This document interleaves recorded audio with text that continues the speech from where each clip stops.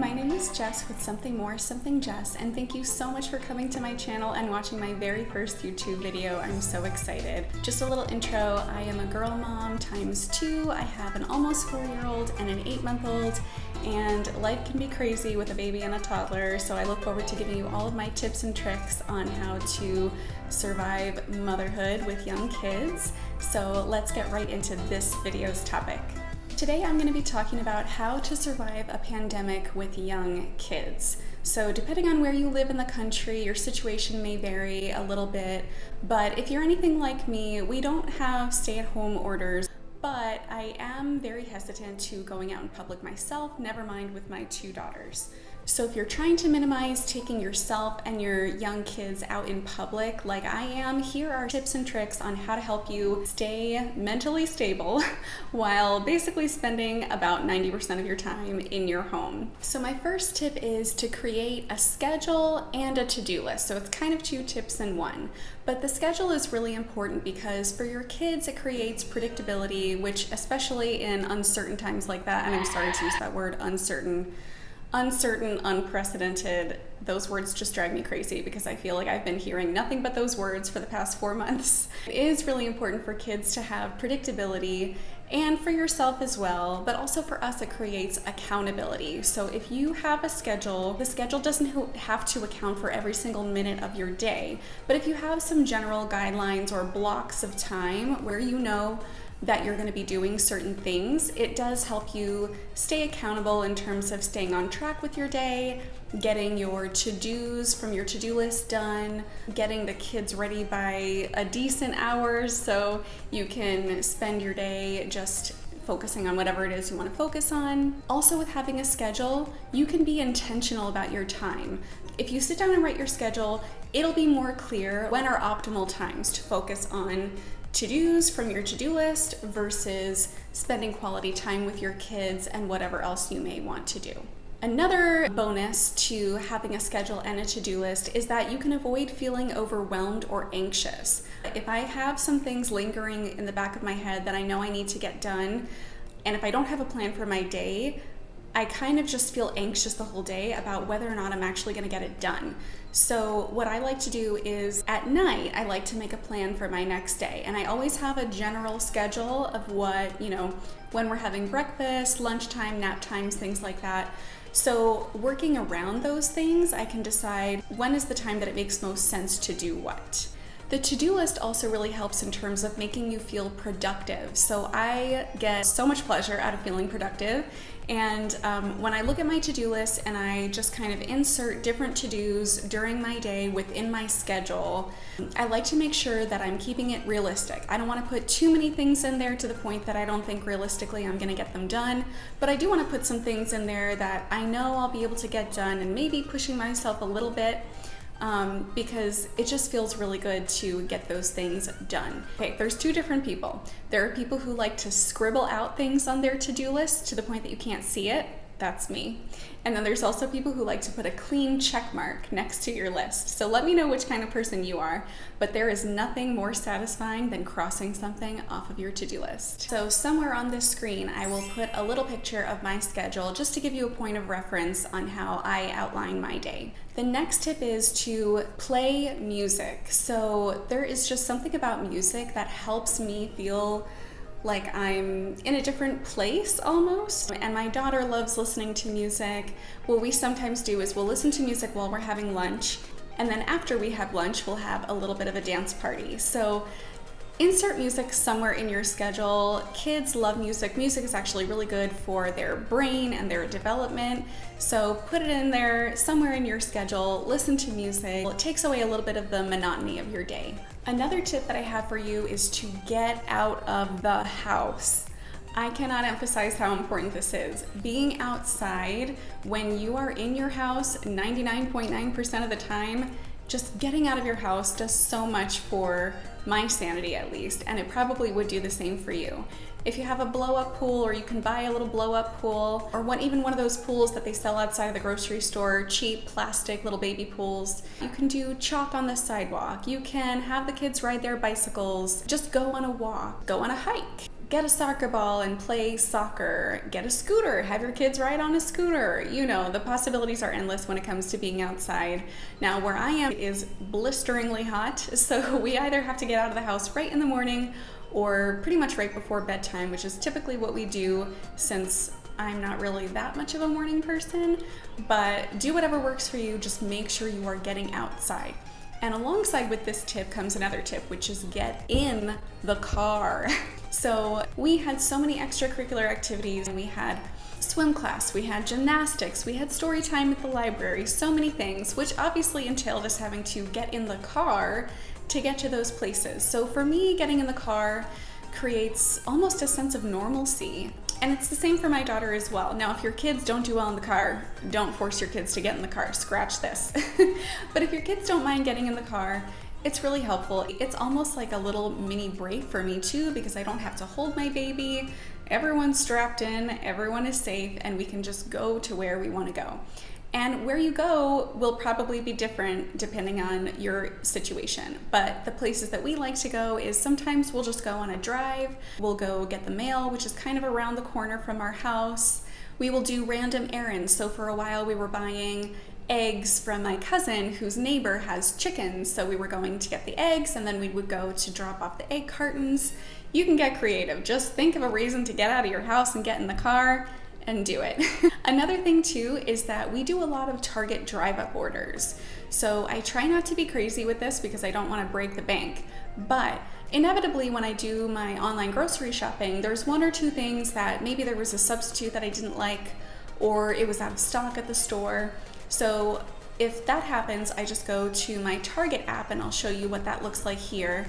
But I go to the Target app, I look for whatever it was that was missing from my groceries or something that maybe I even totally forgot to put on my list, and I will order it, and then I will choose the option drive up. And that way we can just drive to Target, park in a designated spot, have someone else come out to me and give me my bag of things. It's a huge helper, and there's always just random things that I think of throughout my week that I forgot to get or that I forgot that I needed.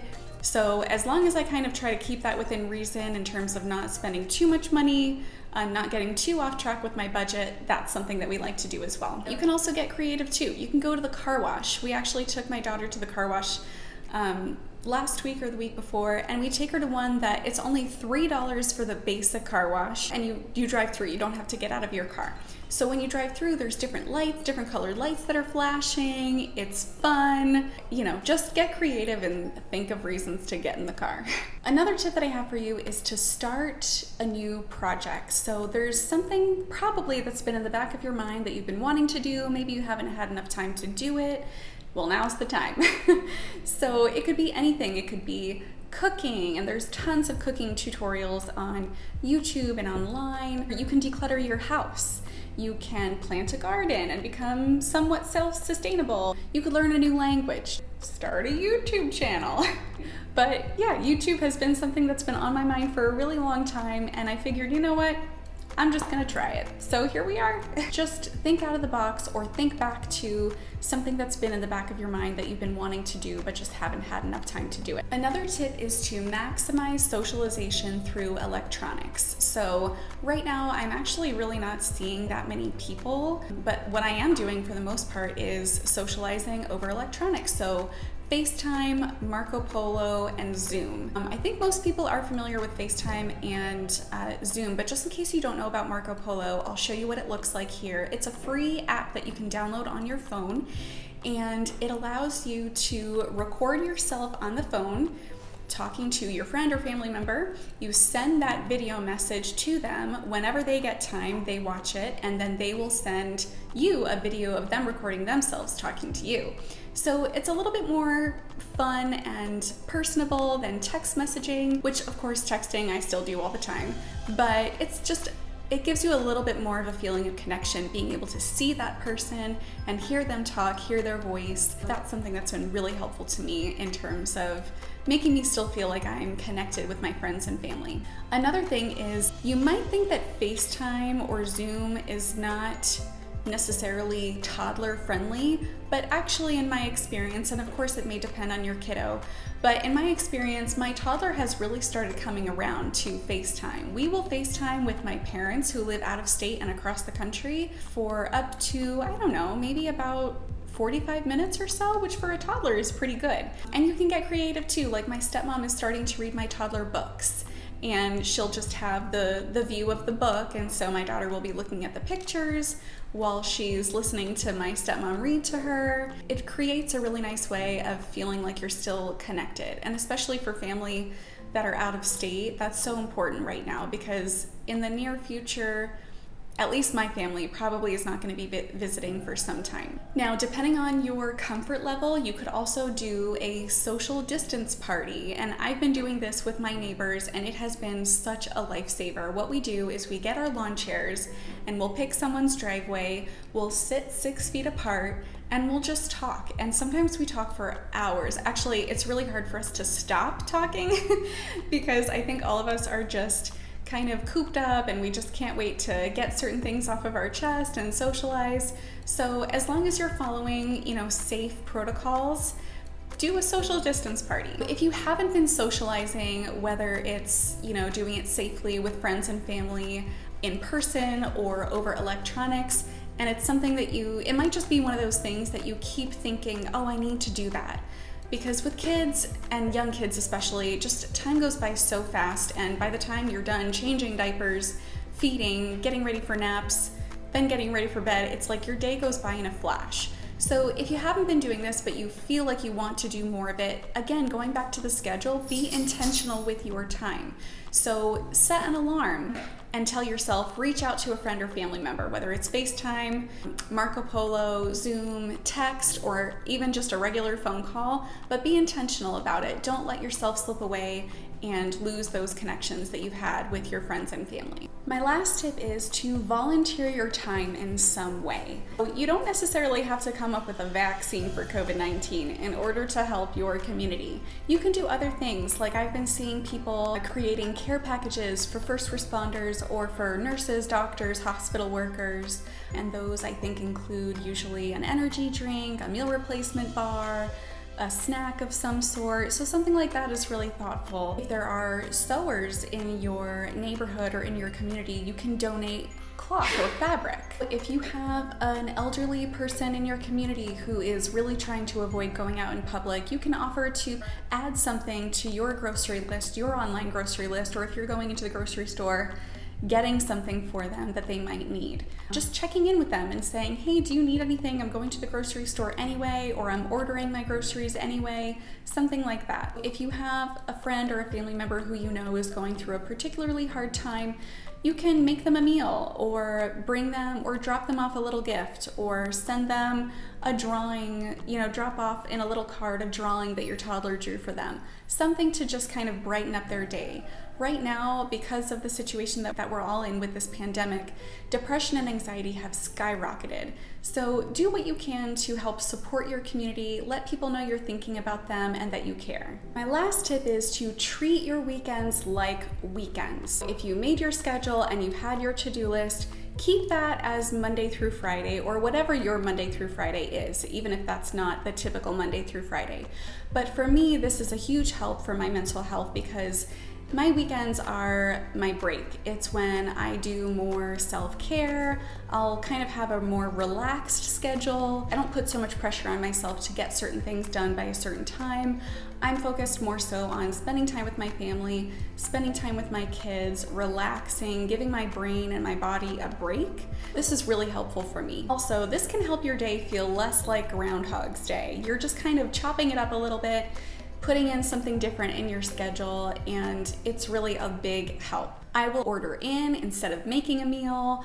I will do some sort of self-care, whether it's taking a bath or watching one of my favorite TV shows even a little bit later than my typical bedtime. and things like that. Just treat yourself and make your weekend your weekend. I hope some of these tips have helped. Let me know what you've been doing that helps you survive the pandemic with young kids. Let me know if you're that clean checkmark person or if you're that total like scribble out person with your to-do list. I look forward to making many more videos for you. If you liked this video, please click the like button and subscribe, and I look forward to talking to you in the next one. Thanks, bye-bye.